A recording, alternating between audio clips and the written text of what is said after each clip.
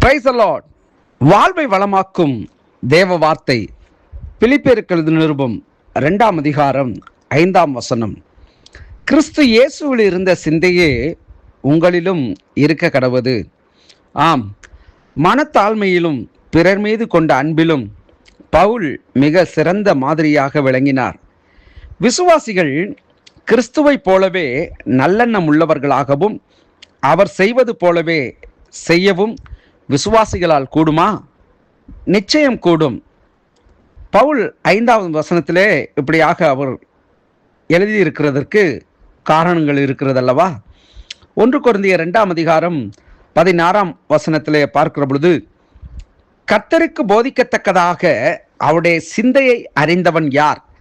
எங்களுக்கோ கிறிஸ்துவின் சிந்தை உண்டாயிருக்கிறது என்று அப்போஸ்தலனாகிய பவுல் 1 கொரிந்தியரிலே 2ஆம் அதிகாரம் 16ஆவது வசனத்திலே எழுதியிருக்கிறார். கிறிஸ்துவுடைய சிந்தை, நான் ஏற்கனவே இந்த வாக்கியத்தை பேசியிருக்கிறேன் என்று நினைக்கிறேன். நான் மறுபடியும் சொல்லுகிற ஒரு காரியம், ஆண்டவராகிய இயேசு கிறிஸ்துவை பின்பற்றுகிற அவருடைய ஜனமாகிய நாம் அவருடைய சுபாவங்கள் உடையவர்களாகவே காணப்பட வேண்டும்.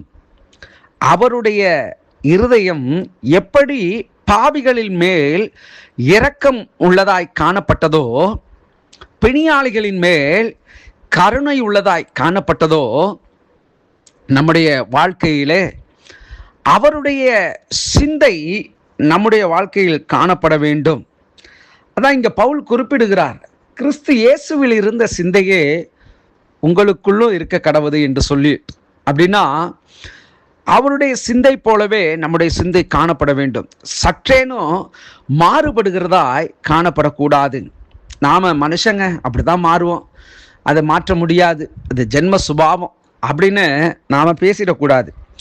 ஏன்னா கிறிஸ்து அவர் தன்னை பிரதிபலிக்கத்தக்கதாக அவருடைய சாயலையே நமக்காக அவர் பிரதிபலிக்கும்படி செய்திருக்கிறார். அப்படின்னா அவரை பின்பற்றுகிறதான நாம் அவரை போலவே, எப்படி இயேசு கிறிஸ்துனுடைய சீஷர்கள் 12 பேர்கள், அதில் பார்த்தீங்கன்னா யூதாஸ் சொல்லுவான், இந்த சம்பவம் எனக்கு ரொம்ப பிடித்த ஒரு காரியம், நான் யாரை முத்தத்தினாலே காட்டி கொடுக்கிறேனோ அவனை நீங்கள் பிடித்து கொள்ளுங்கள் என்கிற வார்த்தை இருக்கு பார்த்தீங்களா? அப்போ 12 சீஷர்களை பார்க்கிற பொழுது எல்லாருமே இயேசுனுடைய முகச்சாயலை உடையவர்களாக இருந்திருக்கிறாங்க. அதனால தான் அந்த யூதாஸ் காரியத்தை, நான் எவனுக்கு முத்தமிடுகிறேனோ, அந்த வார்த்தையை நீங்கள் படித்து பார்த்தீங்கன்னா தெரியும்.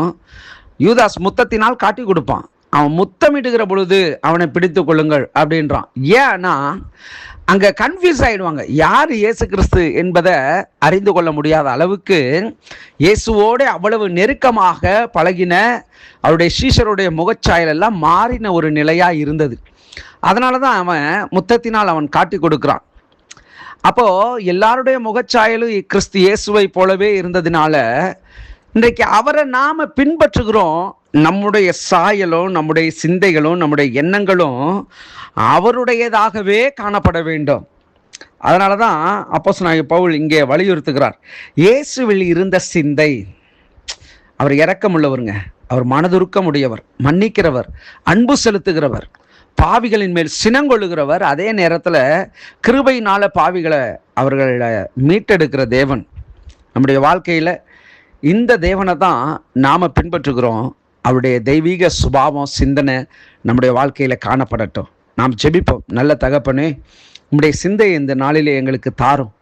சில நேரங்களில் மாம்சத்துக்குரியவைகளாக நாங்கள் பேசி அவைகளின்படி நடந்து தெய்வீக சுபாவத்தை ஆண்டவரே பிரதிபலிக்கக்கூடியவர்களாக இல்லாமல் மாம்ச சிந்தை உடையவர்களாகி அநேக நேரங்களில் எங்களுடைய சுய ரூபத்தை நாங்கள் காண்பிக்கிறது போல் மாறுகிறது.